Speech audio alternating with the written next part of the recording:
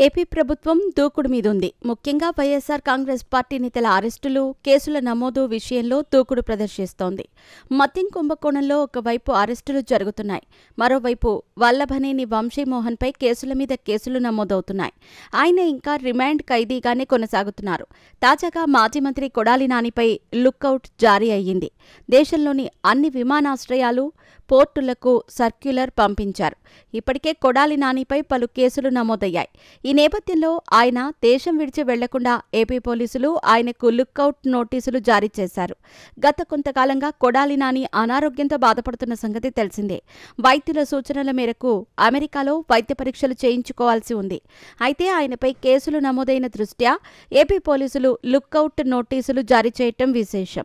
ఎన్నికల ఫలితాలు అనంతరం సొంత నియోజకవర్గం గుడివాడకు దూరమయ్యారు కొడాలి నాని.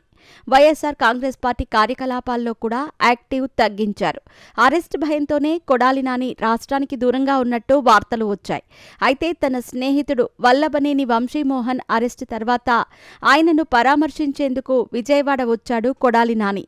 తాను ఎక్కడికి పారిపోలేదని, కేసులకు భయపడేది లేదని మీడియాకు వెల్లడించారు. అయితే తర్వాత అనుకోని రీతిలో కొడాలి నాని గుండెపోటుకు గురయ్యారు. హైదరాబాద్లో ప్రాథమిక చికిత్స అనంతరం ముంబైలోని ఓ కార్పొరేట్ ఆసుపత్రికి తరలించి వైద్యం అందించారు. అక్కడ ఏషియన్ హార్ట్ సెంటర్లో ఆయనకు సర్జరీ జరిగింది. కొద్ది రోజుల పాటు ఆసుపత్రిలో ఉన్న కొడాలి నాని డిశ్చార్జితో హైదరాబాద్ చేరుకున్నారు.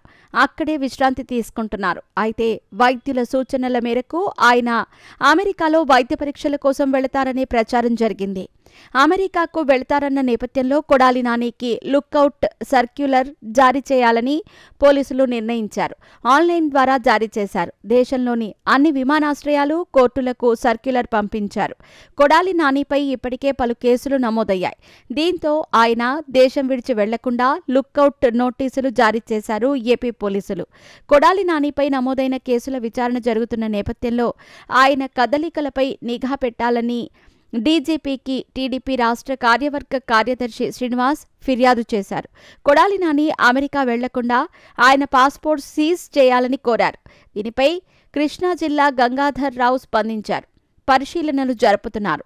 అయితే కొడాలి నానికి రాష్ట్రంలో పాస్పోర్ట్ లేనట్టు సమాచారం. హైదరాబాద్ చిరునామాతో పాస్పోర్ట్ని పొంది ఉంటారని పోలీసులు అనుమానిస్తున్నారు. వైఎస్సార్ కాంగ్రెస్ ప్రభుత్వంలో దూకుడుగా వ్యవహరించి ప్రత్యర్థులపై నోరు పారేసుకున్న నేతలు చాలామందే ఉన్నారు. అటువంటి వారంతా ఇప్పుడు మూల్యం చెల్లించుకుంటున్నారు. వారిపై వరుస పెట్టి కేసులు నమోదవుతున్నాయి. వల్లభనేని వంశీమోహన్కి కొన్ని కేసుల్లో బెయిల్ లభిస్తోంది.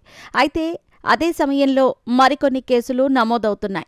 ఆయన ఇప్పట్లో బయటకు వచ్చే పరిస్థితి కనిపించటం లేదు.